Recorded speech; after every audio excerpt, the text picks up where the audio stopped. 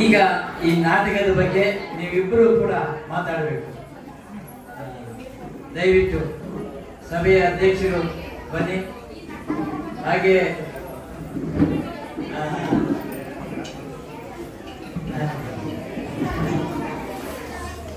ಈ ಕತೆ ನಿರ್ದೇಶನ ಎಲ್ಲವೂ ಕೂಡ ಸದಾಶಿವಯ್ಯ ಜರುಗಿನಲ್ಲಿ.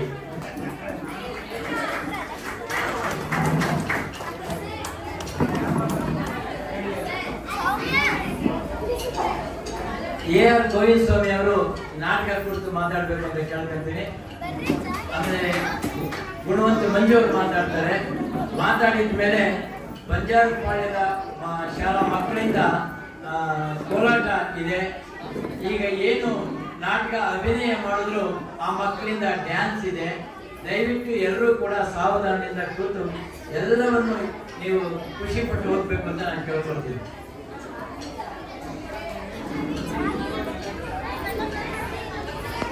ಗಲಾಟೆ ಮಾಡಿದ್ರೆ ನಾಟಕ ಮಾಡೋದ್ರ ಬಗ್ಗೆ ಏನು ಹೇಳಲ್ಲ ನಾನು.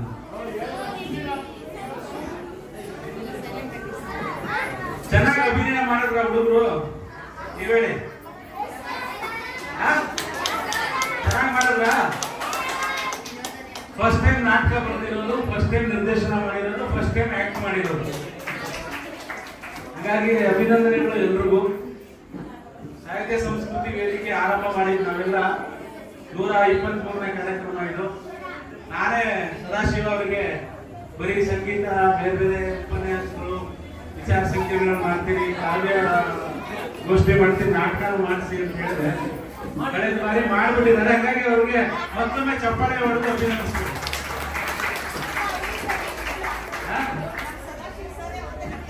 ಅವರೇ ಆಕ್ಟ್ ಮಾಡ್ತಾ ಇದ್ರು. ನೆಕ್ಸ್ಟ್ ಟೈಮ್ ಅವರು ಆಕ್ಟ್ ಮಾಡಿ, ನೀವೆಲ್ಲ ಆಕ್ಟ್ ಮಾಡಿದ್ರಿ ನಾಟಕದಲ್ಲಿ. ಈಗ ನಾನು ಒಳ್ಳೇದು ಹೇಳ ಕೆಟ್ಟದ್ದು ಹೇಳಿ. ಒಳ್ಳೇದು ಹೇಳ್ಬಿಟ್ರೆ ನೀವು ಕಲಿಯೋದಲ್ಲ. ಕಲಿಬೇಕಾ ಬೇಡವಾ? ಕಲಿಯೋದಕ್ಕೆ ಹೇಳ್ತೀನಿ ಜಾಸ್ತಿ. ಚೆನ್ನಾಗಿ ಮಾಡಿರೋದು ಇದೆ, ಆಯ್ತಾ? ಮೊದಲನೇದಾಗಿ ಬರ್ನಿಂಗ್ ಇಶ್ಯೂ. ಇವತ್ತು ಸಮಾಜದಲ್ಲಿರುವಂತ ಮಕ್ಕಳೆಲ್ಲ ಮೊಬೈಲಲ್ಲಿ ಮುಳುಗಿ ತಂದೆ ತಾಯಿ ಆಸ್ತಿಯನ್ನು ಕಿತ್ಕೊಂಡು, ಆಸ್ತಿ ಬರೆಯೋವರೆಗೂ ಚೆನ್ನಾಗಿ ನೋಡ್ಕೊಂಡು, ಬರೆದ ಮೇಲೆ ಅವ್ರನ್ನ ಬೀದಿಗೆ ಬಿಟ್ಟು ಅವ್ರು ಅನಾಥಾಶ್ರಮಕ್ಕೆ ಹೋಗಿ ಫುಟ್ಪಾತಲ್ಲಿ ಭಿಕ್ಷೆ ಮಾಡ್ತಾ ಇರೋ ಮಕ್ಕಳು ಇರೋ ಕಾಲದಲ್ಲಿ ಸದಾಶಿವ ಅವರು ಒಳ್ಳೆ ಸಬ್ಜೆಕ್ಟ್ ಅನ್ನ ಇಟ್ಕೊಂಡು ಇವತ್ತು ರಿಟೈರ್ಡ್ ಆಗೋ ತಂದೆ ತಾಯಿ ಹೇಗಿರ್ಬೇಕು ಅನ್ನುವಂತ ಒಂದು ಮೆಸೇಜ್ ಅನ್ನ ಸಮಾಜಕ್ಕೆ ಕೊಟ್ಟಿದ್ದಾರೆ. ಅದಕ್ಕೆ ನಿಮಗೂ ಅಭಿನಂದನೆಗಳು ಸರ್.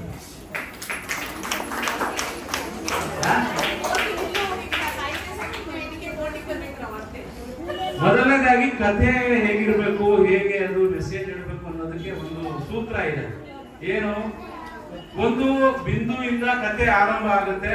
ಟ್ರಯಾಂಗಲ್ ಅಲ್ಲಿ ಇಲ್ಲೂ ಅದೇ ತರ ಆರಂಭ ಆಯ್ತು. ಇಲ್ಲಿಂದ ಮಕ್ಕಳು ಪ್ರಾರ್ಥನೆ ಮಾಡೋದ್ರಿಂದ ಆರಂಭ ಆಯ್ತು ಅಲ್ವಾ? ಯಾವುದೇ ಒಂದು ನಾಟಕ ಅಂದ್ರೆ ಒಂದು ಕ್ಯೂರಿಯಾಸಿಟಿ ಕ್ರಿಯೇಟ್ ಮಾಡಿ ಆರಂಭ ಆಗ್ಬೇಕು. ನೀವೇನ್ ಮಾಡಿದ್ರಿ? ಲೈನಲ್ಲಿ ನಿಂತ್ಕೊಂಡು ಹಾಡು ಹೇಳಿದ್ರಿ. ಅದು ನಾಟಕಕ್ಕೆ ಬೇಕಾಗಿಲ್ಲ. ಅದು ಬರೀ ಪ್ರಾರ್ಥನೆ ಮಾಡುವಾಗ ಆತರ ಇಟ್ಕೊಳ್ತೀವಿ. ನಾಟಕದಲ್ಲಿ ಆದಾಗ ಸರ್ ನಾವೇನ್ ಮಾಡ್ಬೇಕಂದ್ರೆ ಒಂದು ಘಟನೆ ತರ ನಾಟಕ ಘಟಿಸ್ಬೇಕು. ಅದು ಪಾತ್ರಗಳಾಗಿನೇ ಒಂದು ಪ್ರಾರ್ಥನೆಯನ್ನ ಇದಕ್ಕೆ ಪೂರಕವಾಗಿ, ಈ ಕತೆ ಪೂರಕವಾದ ಕಥೆನ ಈ ಹಾಡನ್ನೇ ನೀವು ಬರೆದು ಮುಂದಿನ ಸಾರಿಗೆ ಅದಕ್ಕೆ ಪೂರಕವಾಗಿ ಕಥೆಯಾಗಿ, ಪಾತ್ರವಾಗಿ, ಒಂದು ಘಟನೆಯಾಗಿ ಘಟಿಸ್ತಾ ಆ ನಾಟಕಕ್ಕೆ ಒಂದು ಹಿಂಟನ್ನ ಕೊಡ್ತಾ ಅದಕ್ಕೊಂದು ಮುನ್ನುಡಿ ತರ ಆ ಗೀತೆ ಪಾಸ್ ಆಗ್ಬೇಕು. ಹಂಗ್ ಮಾಡ್ತಾರೆ, ಚೆನ್ನಾಗಿರುತ್ತೆ. ಈಗಲೂ ಇದನ್ನು ಇಂಪ್ರೂವ್ ಮಾಡ್ಬೋದು. ಒಂದು ಲೈನಲ್ಲಿ ನಿಂತ್ಕೊಂಡು ಹಾಡು ಹೇಳೋದು, ಕುರ್ಚಿ ಕೂತ್ಕೊಂಡು ಡೈಲಾಗ್ ಹೇಳೋದು. ಮೊದಲನೇದಾಗಿ ನಾಟಕಕ್ಕೆ ನಮಗೆ ಹಿನ್ನಡೆ ಅಂತ ಅನ್ಕೊಳ್ಳೋದು. ಯಾವಾಗಲೂ ನಾವು ಕುರ್ಚಿ ಜಾಸ್ತಿ ಕೂರಿಸ್ಬೋದು. ಅದೇ ಪಾತ್ರಗಳನ್ನ ಒಂದು ಮನೆಯ ಸಂದರ್ಭದಲ್ಲಿ ಒಂದು ನ್ಯಾಚುರಲ್ ಆಗಿ ನಾವು ಹೇಗೆ ಪಾತ್ರಗಳನ್ನ ಮಾತಾಡ್ತಾ ನಾವು ಮನೆ ಕೆಲಸ ಮಾಡ್ತಾ ಅಭಿನಯಿಸ್ತೀವೋ ಆ ತರ. ಅಂದ್ರೆ ಇದರಲ್ಲಿ ಅಭಿನಯದಲ್ಲಿ ಸುಮಾರು ಶೈಲಿಗಳಿದಾವೆ. ವಾಸ್ತವ ಅಭಿನಯದಲ್ಲಿ ಮಾಡ್ತೀವಿ, ನ್ಯಾಚುರಲ್ ಆಗಿ ನಾವು ಮನೆಯಲ್ಲಿ ಮಾತಾಡೋದಕ್ಕೆ ಸ್ಟೈಲ್ ಇಂದ ವಿನ್ಯಾಸವನ್ನೆಲ್ಲ ಮಾಡ್ತಾರೆ. ಅಗೋ ಅಲ್ಲಿ ಚಂದಿರ ಅಂತ ರಾಗ ಹೇಳಿದ್ದಾರೆ. ಅದನ್ನೇ ನಾವು ಮಾಡುವಾಗ ಅಗೋ ಅಲ್ಲಿ ಚಂದ್ರ ಅವನೇ ನೋಡು ಅಂತೀವಿ. ಹಿಂಗೆ ಡಿಫ್ರೆನ್ಸ್ ನಾಟಕದಲ್ಲಿ ಅಥವಾ ಒಂದು ಬೇರೆ ಬೇರೆ ಶೈಲಿ. ಅದಕ್ಕೆ ಸಿದ್ಧಾಂತಕಾರರು ನಾಟಕದಲ್ಲಿ ಬೇರೆ 4-5 ತರದ ಶೈಲಿಗಳನ್ನ ಹೇಳ್ತಾರೆ. ಅದೇ ಬೆಕೆಟ್ಟು, ಬ್ರೈಟ್, ನಮ್ಮ ಚಂಪಾ ಅವರ ನಾಟಕಗಳು, ಅಬ್ಸರ್ವ್ ನಾಟಕಗಳು, ವಾಸ್ತವ ನಾಟಕಗಳು, ನಮ್ಮ ಈಗ ಕಂಪಾರದ ಜಾನಪದ ಪೂರ್ವವಾಗಿರುವಂತದ್ದು. ಇದನ್ನೆಲ್ಲ ನೀವು ಓದ್ಬೇಕು. ಅಷ್ಟು ಸದಾಶಿವ ಅವರು ತುಂಬಾ ಸಾಹಿತ್ಯ ನೋಡಿ ಕಂಬಾರ ಹೆಂಗ್ ಬರ್ದವ್ರೆ, ಕರ್ನಾಟಕ ಹೆಂಗ್ ಬರ್ದವ್ರೆ, BV ಕಾರಂತ ಹೆಂಗ್ ಮಾಡಿಸ್ತಾ ಇದ್ರು ನಾಟಕಗಳು ನೋಡಿದ್ರೆ ನೀವು ಅದ್ಭುತವಾದ ಡೈರೆಕ್ಟ್ ನಾಟಕ. ಇದು ಮೊದಲನೇದಲ್ಲ, ನಾನು ನೆಕ್ಸ್ಟ್ ಟೈಮ್ ಮಾತಾಡುವಲ್ಲ ನನ್ಗೆ ಗೊತ್ತು ನೀವು ಮಾಡ್ಕೊಳ್ರಿ ಅಂತ.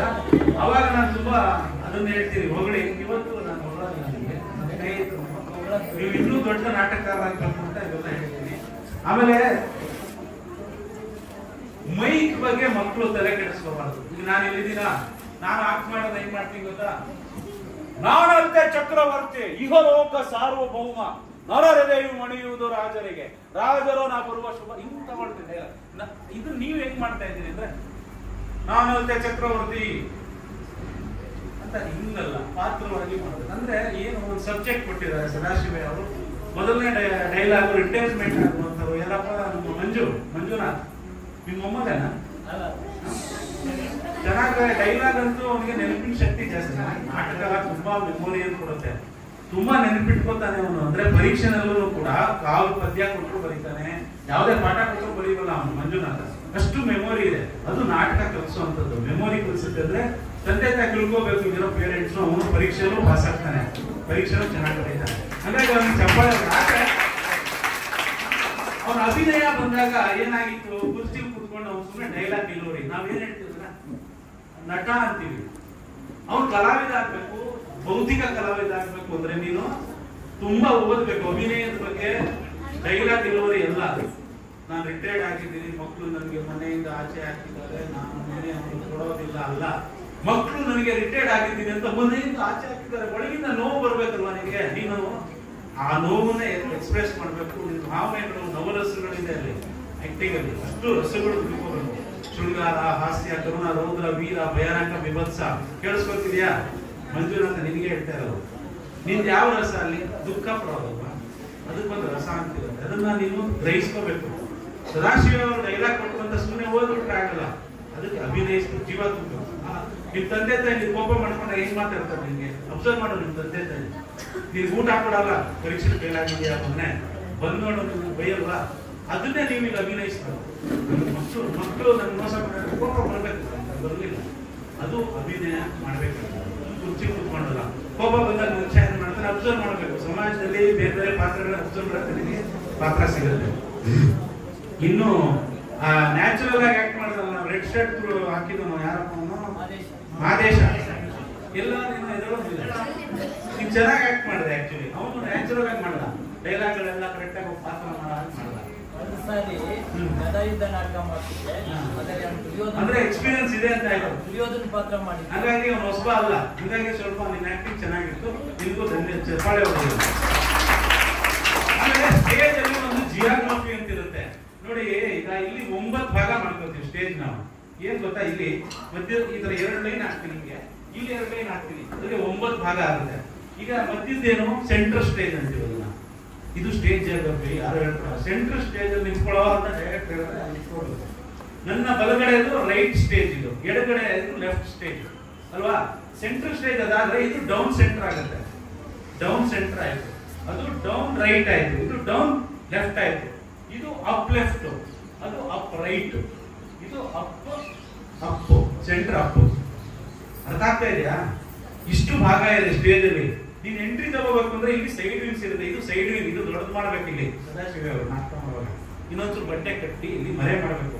ಇಲ್ಲಾಂದ್ರೆ ನೀವು ಯಾವ್ದೋ ಟೆಲಿಫೋನ್ ಅವರು ಇಲ್ಲಿ ಕಾಣ್ತಾರೆ, ಇಲ್ಲ ಸೆಟ್ ಮಾಡೋರು ಕಾಣ್ತಾರೆ. ಅದು ನಾಟಕಕ್ಕೆ ವಿಂಗ್ಸ್ ಗಳಿರುತ್ತೆ, ಸೈಡ್ ವಿಂಗ್ ಅಂತೀವಿ, ಅದೆಲ್ಲ ಬೇಕು. ಲೈಟ್ ಗಳೇ ಬೇಕು. ಆ ಲೈಟ್ ಗಳು ಮಾತಾಡ್ತಾರೆ. ನಿನ್ ಭಾವನೆ ಕೋಪ ಮಾಡ್ಕೊಂಡ್ರೆ ರೆಡ್ ಲೈಟ್ ಬರುತ್ತೆ, ನೀಲಿ ಲೈಟ್ ಬರುತ್ತೆ, ದುಃಖಕ್ಕೆ ಬೇರೆ ಲೈಟ್ ಇದೆ, ಕಲರ್ ಕಾಂಬಿನೇಷನ್ಸ್ ಇರುತ್ತೆ.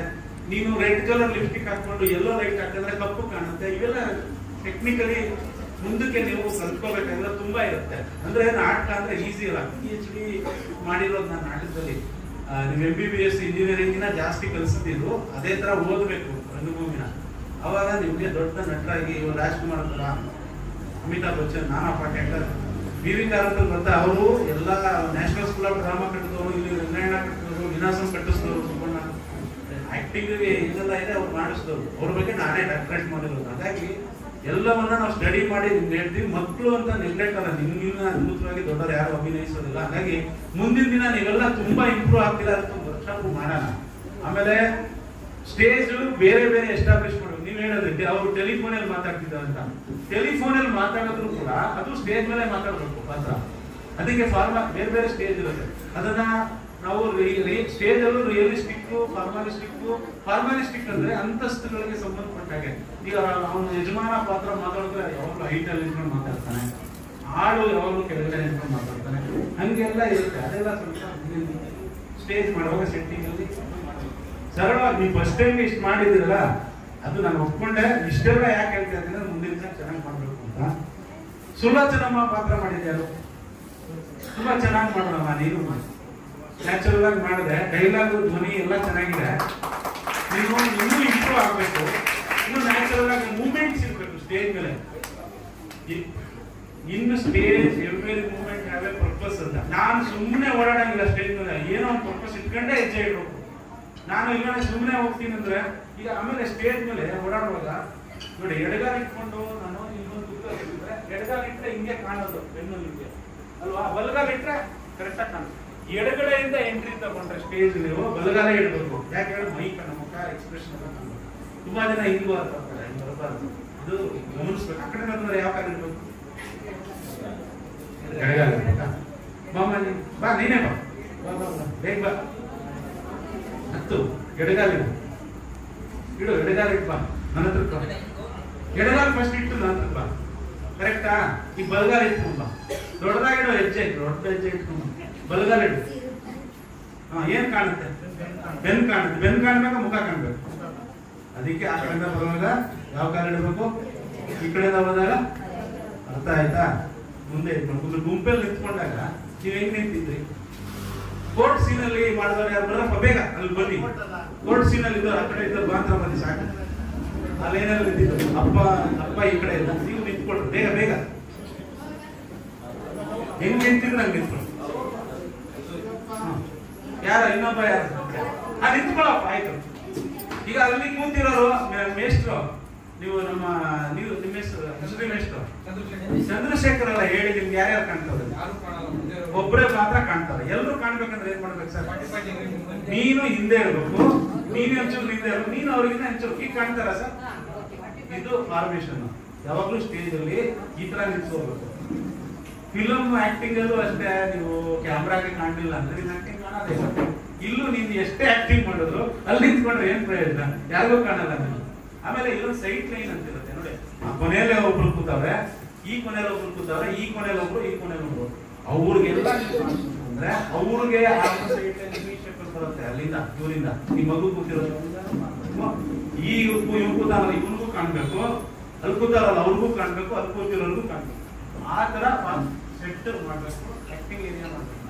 ಎಲ್ಲರೂ ನಿಲ್ಸಿದ್ರೆ ಯಾರಿಗೂ ಕಾಣಲ್ಲ. ಇದು ಗಮನಿಸಿದ್ರ ಎಲ್ರಿಗೂ, ಡೈರೆಕ್ಟರ್ಗೂ ಮತ್ತೆ ನಟರಿಗೂ. ಆಮೇಲೆ ನೀವು ಹೋಗಿ ಈಗ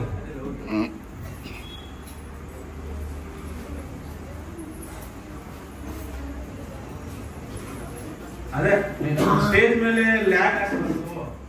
ಡೈಲಾಗು ನಾನು ಮರೆತರು ಕೂಡ ಮ್ಯಾನೇಜ್ ಮಾಡ್ಬೇಕು ಅಲ್ವಾ? ಅವ್ನು ಡೈಲಾಗ್ ಮರ್ತ್ಬಿಟ್ಟೆ ಅಂದ್ರೆ ನನಗೆ ಗೊತ್ತಾಗತ್ತೆ ನಾನು ಮರ್ತಿದ್ದೀನಿ ಅಂತ. ರಾಜ್ಕುಮಾರ್ ಅವ್ರು ಭಕ್ತ ಅಂಬರೀಷ್ ನಾಟಕ ನಾವೆಲ್ಲ ಅಷ್ಟೇ ಡೈರೆಕ್ಟ್ ಕೆಲಸ ಮಾಡಿದ್ರು, ಲೋಕೇಶ್ ಅವರು ಡೈರೆಕ್ಷನ್ ಮಾಡಿದ್ರು. ರಾಜ್ಕುಮಾರ್ ಡೈಲಾಗ್ ಮರ್ತ್ಬಿಟ್ರು ಸ್ಟೇಜ್ ಮೇಲೆ. ಅವಾಗ ನೀವು ನಿಮ್ ತರಾನೇ ಅವ್ರು ಸ್ಟೇಜ್ ಮೇಲೆ ಬಂದು ಹೇಳ್ಕೊಡ್ಲೇ ಇಲ್ಲ ಲೋಕೇಶ್ ಅವರು. ಇನ್ನೊಂದು ಯಾವ್ದೋ ಡೈಲಾಗ್ ಹೇಳಿದ್ರು, ಅವ್ರು ಎತ್ಕೊಂಡ್ರು, ರಾಜ್ಕುಮಾರ್ ಮ್ಯಾನೇಜ್ ಮಾಡಿ. ಯಾರಿಗೂ ಗೊತ್ತಾಗಲಿಲ್ಲ, ನಮ್ ಸ್ಕ್ರಿಪ್ಟ್ ಇತ್ತಲ್ಲ ನಮ್ ಮಾತ್ರ ಗೊತ್ತಾಯ್ತು, ತಪ್ಪು ಮಾಡಿದ್ರು ರಾಜ್ಕುಮಾರ್. ಆದ್ರೆ ಅವ್ರು ಯಾರು ಕಾಣಿಸ್ಕೊಳ್ಳಿಲ್ಲ, ತೋರ್ಪಡಿಸ್ಕೊಳ್ಳಿಲ್ಲ.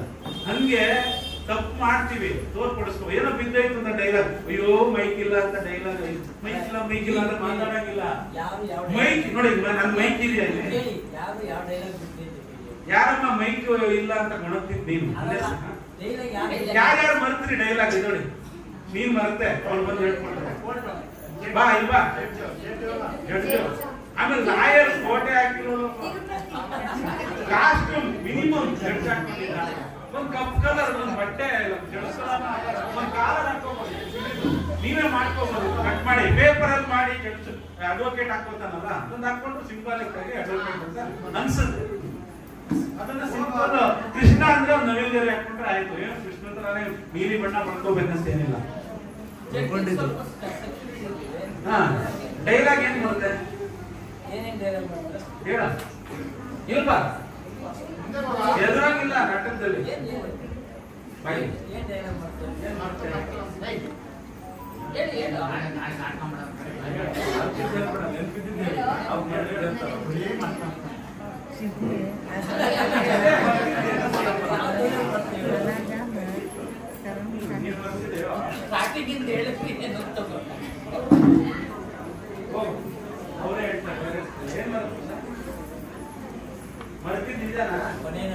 ಅದೇ ಯಾರಿಗೂ ಗೊತ್ತಾಗ್ಲಿಲ್ಲ.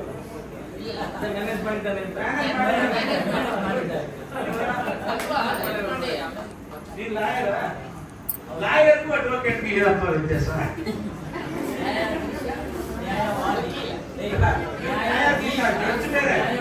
ನ್ಯಾಯವಾದಿ ಬೇರೆ, ಆಮೇಲೆ ವಕೀಲ ಲಾಯರ್ ಅಂತ ಇನ್ನೊಬ್ಬನ ಅಡ್ವೊಕೇಟ್ ಅಂತ ಇನ್ನೊಬ್ಬನ ಜಡ್ಜ್ ಅಂತ ವ್ಯತ್ಯಾಸ ಇದೆ. ನೀವು ಹೇಳಿ, ಲಾಯರ್ ಅಡ್ವೊಕೇಟ್ ಏನು ವ್ಯತ್ಯಾಸ? ವಾದಗಳನ್ನ ಆಲಿಸಿ ಜಡ್ಜ್ಮೆಂಟ್ ಅಂದ್ರೆ ತೀರ್ಮಾನ ಕೊಡೋದು ಜಡ್ಜ್, ನ್ಯಾಯನ ವಾದ ಮಾಡೋದು ನ್ಯಾಯವಾದಿಗಳು, ಅಡ್ವೊಕೇಟ್. ಲಾಯರ್ ಅದನ್ನೇ ನಾನು ಲಾಯರ್, ನಾನು LLB ಮಾಡಿದ್ದೀನಿ. ಆದ್ರೆ ನಾನು ವಾದ ಮಾಡಲ್ಲ. ವಾದ ಮಾಡಕ್ಕೆ ಪರೀಕ್ಷೆ ಪಾಸ್ ಮಾಡ್ಬೇಕು, ಆಮೇಲೆ ಅಡ್ವೊಕೇಟ್ ಆಗ್ತೀವಿ. ವಾದ ಮಾಡಿ ಬಿಡಿ, ನೀವು ಅಡ್ವೊಕೇಟ್ ಪಾಸ್ ಮಾಡಿದ್ದೀರಾ ಅಂದ್ರೆ ನೀವು ಲಾಯರ್ ಅಡ್ವೊಕೇಟ್ ನ್ಯಾಯವಾದಿ ಆಗೋದಿಕ್ಕೆ ಅರ್ಹತೆ ಇದ್ದೀರಾ? ಅರ್ಹತೆ ಇದೆ, ಆದ್ರೆ ನ್ಯಾಯವಾದಿ ನಾನು ಬರೀ ಲಾಯರ್, ಡಿಗ್ರಿ ಮಾಡಿದ್ದೀನಿ, ಎನ್ರೋಲ್ ಮಾಡಿಲ್ಲ, ಜಡ್ಜ್ ಕೋರ್ಟ್ ಹೋಗಲ್ಲ. ಈ ಡಿಫರೆನ್ಸ್ ಗೊತ್ತಿರಬೇಕು. ಒಬ್ಬ ನಾಟಕಕಾರನಿಗೂ ಗೋವಿಂದ ಸ್ವಾಮಿ LLB ಅಷ್ಟೇ, ಅದು ಲಾಯರ್ ಅಷ್ಟೇ. ಕೋರ್ಟ್ ಹೋಗಿ ವಾದ ಮಾಡಿದ್ರೆ ಅಡ್ವೊಕೇಟ್ ಆಗಬೇಕು, ಅದು ಡಿಫರೆನ್ಸ್ ಗೊತ್ತಿರಬೇಕು. ಕೆಲವರು ನಮ್ಮ ಲಾಯರ್ ವಾದ ಮಾಡ್ತಾರೆ ಅಂತೀವಿ, ಲಾಯರ್ ವಾದ ಮಾಡೋದು ಯಾವಾಗ ಅಡ್ವೊಕೇಟ್ ವಾದ ಮಾಡೋದು. ಈ ಡಿಫರೆನ್ಸ್ ನಮಗೆ ಬರಗಾರರಿಗೂ ಗೊತ್ತಿರಬೇಕು, ಆಕ್ಟ್ ಮಾಡೋದು ಗೊತ್ತಿರಬೇಕು. ಈ ತರದ ಸುಮಾರು ಸಮಸ್ಯೆ ಬರುತ್ತೆ. ಈಗ ಒಂದು ಕತ್ತಿ, ಇದು ಟಿಪ್ಪು ಸುಲ್ತಾನ್ ಕತ್ತಿ ಅಂತೀವಿ. ಸಂಶೋಧನೆ ಮಾಡಿದ್ರೆ ನೀವು ಕತ್ತಿ ತೋರಿಸ್ತಾರೆ, ಹೆಂಗಿತ್ತು ಟಿಪ್ಪು ಸುಲ್ತಾನ್ ಕತ್ತಿ, ಬೇರೆ ತರ ಕಾಸ್ಟ್ಯೂಮ್ ಮಾಡ್ಬೇಕು, ಅದೆಲ್ಲ ಮೇಕಪ್ ಮಾಡ್ಬೇಕು. ನಾವ್ ಏನ್ ಮಾಡೋದು ಜನ ಸ್ವೀಕರಿಸಲ್ಲ ಅನ್ನೋದು ನಮ್ಗೆ ತುಂಬಾ ಸೀರಿಯಸ್ ಆಗಿ ಗಮನಿಸ್ಬೇಕು. ಆಮೇಲೆ ಇಲ್ಲಿ ಮೈನ್ ಒಂದು ಪ್ರಾಪರ್ಟಿ, ಸ್ಟೇಜ್ ಪ್ರಾಪರ್ಟಿ ಅಂತ ಅಂತೀವಿ. ಇದರ ಟೇಬಲ್ ಸ್ಟೇಜ್ ಪ್ರಾಪರ್ಟಿ.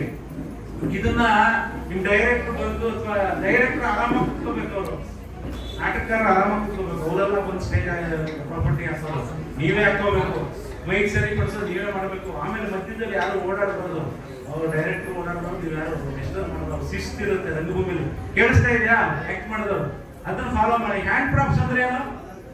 ಕೈಲಿ ಬಳಸ್ತೀವಲ್ಲ, ಪೆನ್ನು, ಚಾಕು, ಚೂರಿ, ಇದು ಬೇಗ ಮಾಡಿ ಇಟ್ಕೊಳ್ಳೋವು ಹ್ಯಾಂಡ್ ಪ್ರಾಪರ್ಟಿ. ಅವ್ರು ಹೇಳ್ತಾರೆ ಹ್ಯಾಂಡ್ ಪ್ರಾಪರ್ಟಿ ತಗೊಂಡು ಹೋಗ್ಬೇಕು ಅಂತ. ಇವೆಲ್ಲ ಇರುತ್ತೆ. ನಾನು ತುಂಬಾ ಬೇಕಾದ್ರೆ ಇಡೀ ದಿನ ಹೇಳಬಲ್ಲೆ, ನಿಮ್ಗೆ ಮುಖ್ಯವಾದ ಮಾತ್ರ ಹೇಳಿ ಮುಗಿಸ್ತೀನಿ. ಓವರ್ ಆಲ್ ಕೋರ್ಟ್ ಸೀನ್ ಚೆನ್ನಾಗಿತ್ತು, ನಾಟಕದ ತರ ಇತ್ತು. ಫಸ್ಟ್ ಮನೆ ಸೀನ್ ನಾಟಕದ ತರ ಇರ್ಲಿಲ್ಲ. ಗೊತ್ತಾಯ್ತಾ ಇದೆಯಾ ನಿಮ್ಗೆ? ನಾಟಕ ಅಂದ್ರೆ ಏನು ಅಂದ್ರೆ ಘಟನೆಗಳು ಘಟಿಸ್ಬೇಕು, ನ್ಯಾಚುರಲ್ ಆಗಿ ನಡಿಬೇಕು. ಮೈಕ್ ಕರೆಂಟ್ ಹೋಗ್ಲಿ, ಏನೋ ಒಂದು ಪ್ರಾಪರ್ಟಿ ಇಲ್ಲದೆ ಹೋಗ್ಲಿ, ಯಾರೋ ಒಬ್ಬ ಬರದೆ ಹೋಗ್ಲಿ, ನಾಟಕ ನಿಲ್ಲಂಗೆಲ್ಲ ನಡಿಬೇಕು. ಪ್ರೇಕ್ಷಕರು ಯಾರು ಬರ್ಲಿಲ್ಲಪ್ಪ, ನಾಟಕ ಮಾಡ್ಬೇಕಾ ಬೇಡ? ಒಬ್ಬ ಇರ್ತಾನೆ, ನಾಟಕ ಮಾಡ್ಬೇಕಾ ಬೇಡ? ಮಾಡ್ಲೇಬೇಕು. ಅವಾಗ ನೆಗ್ಲೆಕ್ಟ್ ಆಗಿ ಮಾಡ್ತೀರಾ ನಾಟಕ? ಹೆಂಗ್ ಕಲ್ತಿದ್ರು ಹಂಗೆ ಮಾಡ್ಬೇಕು. ಮೊನ್ನೆ ದಿನ ನಾನು ನಾಟಕಕ್ಕೆ ಹೋಗಿದ್ದೆ, ಅಲ್ಲೂ ಏನೋ ನಮ್ ಸನ್ಮಾನ ಇತ್ತು. ಬರೀ 5 ಜನ ಬಂದ್ರು ಪ್ರೇಕ್ಷಕರು. ಆದ್ರೆ ಅಷ್ಟು ನಾಟಕ, ತುಂಬಾ ಒಳ್ಳೆ ನಾಟಕ ಅದು. ಕುವೆಂಪು ಜಲಗಾರ, ಬೇರೆ ಬೇರೆ ನಾಟಕ, 5 ನಾಟಕಗಳು ಸೇರಿಸಿ ಮಾಡಿದ್ರು. ತುಂಬಾ ಅದ್ಭುತವಾದ ನಾಟಕ. ಅಂದ್ರೆ ಜನ ಇಲ್ಲ ಅಂದ್ರೆ ಯಾರು ನೆಗ್ಲೆಕ್ಟ್ ಮಾಡಿದ್ರು, ನೀಟಾಗಿ ಮಾಡಿದ್ರು. ಅವೆಲ್ಲ ಅಭಿನಂದಿಸಿಲ್ಲ. 5 ಜನ ಇದ್ರು, ದೊಡ್ಡ ಇದ್ರು, ಎಲ್ಲ ಚೇರ್ಮನ್ಗಳು ಅಂತಾರೆ. ಅದು ಖುಷಿ ಪಟ್ಟು. ಹಂಗೆ ನಾಟಕ ಜನ ಇರ್ಲಿ ಇರ್ಲಿ ಮಾಡ್ಲೇಬೇಕು. ಇಷ್ಟು ಬಹಳ ಮುಖ್ಯವಾಗಿ ಹೇಳಿದೀನಿ. ಪಾತ್ರಧಾರಿ ಕಾರ್ತಿಕ್, ಆಮೇಲೆ ಕಿಶೋರ, ಯಾರ ಅಡ್ವೊಕೇಟ್ ಮಾಡ್ದ ತಿರುಪತಿ, ವಿನೋದ್ ಚೆನ್ನಾಗಿ ಮಾಡ್ದ. ಮಂಜುನಾಥನು ಮೆಮೊರಿ ಚೆನ್ನಾಗಿತ್ತು. ಲಕ್ಷ್ಮಿ ಚೆನ್ನಾಗಿ ಮಾಡಿದ್ರು. ಆಮೇಲೆ ರಕ್ಷಿತಾ ಬಾಮ ಇಲ್ಲಿ ನಿಮ್ ಸ್ವಲ್ಪ ಪ್ರಿಪೇರಿಂಗ್ ಮಾಡ. ಆಮೇಲೆ ಚಿಕ್ಕದೇವೇಗೌಡರು ವಿಶೇಷವಾದ ಧನ್ಯವಾದ ಹೇಳ್ಬೇಕು. ಯಾಕಂದ್ರೆ ಮಕ್ಕಳನ್ನ ಕಳಿಸಿದಾರಲ್ಲ. ನೀನ್ ಯಾವ್ದಾರ ಡೈಲಾಗ್ ಹೇಳಮ್ಮ ಬೇಗ. ಹೊರಗಡೆ ಎಷ್ಟೊಂದು ಬಿಸಿಲು, ಬ್ಯಾರಿಸ್ಟರ್ ಅಲ್ಲಿ ಹೊರಗಡೆ ಎಷ್ಟೊಂದು ಬಿಸಿಲು. ಅವಳು ಅರಳು ಅಳೆದ ಕೊಳಗದಲ್ಲಿ ಇವಳು ಅರಳು ಅಳೆದಳು ಅಂತೀರಮ್ಮ. ಅವಳು ಅರಳು. ಗುಡ್ ಬ್ಲಡ್ ಬ್ಯಾಡ್ ಬ್ಲಡ್ ಸರಿ ಹೇಳು.